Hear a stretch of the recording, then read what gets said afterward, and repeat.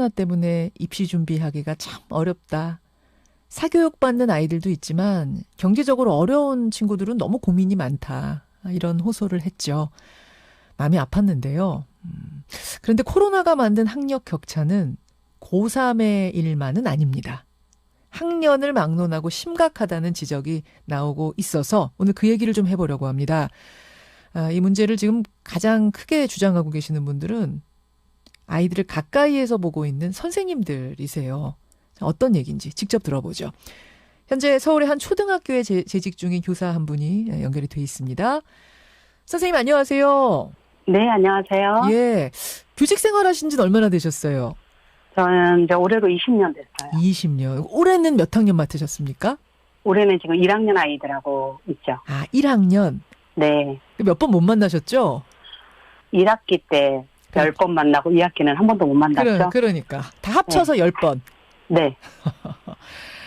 알겠습니다. 그렇게 수업을 쭉 9월까지 진행을 해보니 정말로 학력 격차가 심각하게 나타나기 시작했나요? 네, 그럼요. 학력 격차는 저희가 1학기 때 벌써 그 원격 수업을 한 달 하고 나서 너무 심각하다고 저희끼리는 이야기를 했어요. 한 달 하고 나서 봤는데도 네. 너무 심각하다 할 정도? 네. 왜냐하면 예. 휴업 상태가 4월 20일까지 가버렸잖아요. 예. 일단 학습에 있어서 장기적인 공백 기간이 있었던 거예요. 예. 그러다 보니까 이제 한 달 후에 아이들이 진짜 본격적으로 등교를 해서 원격 수업에서 같이 공부했던 수학 익힘이나 그러니까 다른 학년 같은 경우 수학 익힘이나 실험 관찰이나 이런 걸 가지고 왔는데 학급에서 몇 명 빼고는 텅 비어 있는 거예요. 이미 진도 나간 것들이. 그 한 달 반이라는 공백기를 집에서 채워준 경우는 따라가는 거고. 그럼요. 그렇지 않은 경우는 어려운 거고 거기서부터 차이가 나타나더라. 네, 그렇죠. 그러니까 1학년 같은 경우는 네. 그 한글 미해득으로 학교에 와서 한글을 배우는 아이들이 많아요. 원래 네. 교육과정 자체가 그렇게 구성되어 있거든요. 그렇죠. 그러면 이제 한 학기를 배우면 학교에서 대면해서 공부를 하면 많은 아이들이 떠듬떠듬이라도 한글을 다 읽게 되고, 그러니까 한글 미해득으로 들어왔던 아이들이. 네네. 그리고 2학기를 보내고 나면 정말 몇 명 빼고는 한글 혜택이 다 된 상태로 2학년에 진급을 해요. 그렇죠. 그런데 지금 저희 반 같은 경우는 한글 혜택이 안 된 아이들이 4-5명이 있어요. 그런데 이 아이들을 저희가 처음 만났을 때도 거의 못 읽었고, 헤어질 때도 저희가 계속 그 부분에 한글 혜택을 위한 수업을 계속 만들어서 하고, 등교했을 때도 하고, 이렇게 예. 해도, 한 학기가 끝날 때 그 4-5명이 하나도 구제가 되지 않았어요. 그 원격 수업이 아니고 정상적으로 수업을 했었다면 그 아이들은 다 한글 혜득, 한글 다 뗐을까요? 1학기를 충실히 다녔다면 이 4-5명 중에 한 명, 자리에 한 명 빼고는 거의 떠듬떠듬은 다 읽게 되었겠죠. 되는 정도인데. 예, 그럼요. 이것이 1학년, 초등학교 1학년만의 문제입니까? 아니면 다른 학년들도 비슷한 상황일까요?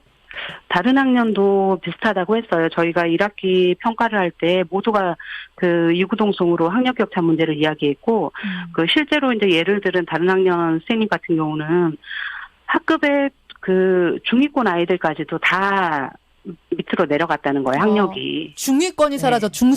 우리가 왜 그 소득 격차, 소득 얘기할 때도 뭐 중상층이 사라지고 있다 이런 얘기 하는데, 네네. 학력에 있어서도 중산층, 네. 그러니까 중위권이 사라졌다? 네, 그러니까 그 원래 부진이었던 아이들도 여전히 부진인 건 당연하지만, 예. 원래 중상위까지도 갈 수 있었던 아이들이 원격 수업 자체가 아이들을 통해서 배우고 아니면 교사를 대면을 통해서 예. 막 피드백을 받으면서 배울 수 있는 구조가 아니기 때문에 예. 학습이 잘 일어나질 않는 거예요. 실제로 그 최근 한국교육과정평가원에서 교사 2,100명을 대상으로 설문조사를 했어요. 예. 그랬는데 원격 수업 중에 학습 부진화 지도가 거의 되고 있지 않다라고 답한 그 교사들이 한 74.4%가 되었다고 하더라고요. 그 예. 설문만 봐도 이게 뭐 선생님 주변만의 일이 아니라는 말씀이네요. 네네네. 그 초등학교를 중심으로 말씀해 주셨는데 중고등학생들 가르치는 선생님들은 뭐라 그러세요? 중고등학교 가르치는 선생님들은 실제로 그 여기 설문조사나 이런 것들을 보면은 네. 원격 수업을 했을 때 그 학원이나 과외를 통해서 이렇게 배운 아이들과 그렇지 않은 아이들 사이에 차이가 너무나 명확했다고 너무나 해요. 명확했다. 예. 그래서 진짜 극단적으로는 대치동에 숙소를 얻어서 학원을 다니는 아이들도 있다고 해요. 그리고 또 반면에 그 부모가 경제력이 되지 않아서 네. 사교육은 생각도 못하고 하루 종일 방치된 아이들도 있죠. 그러다 보니까 학교에서 이 아이들이 관리만 받았어도 어느 정도 따라올 수 있는 아이들까지도 전부 수포자가 되는 경우가 중고등학교 상황이라고 해요.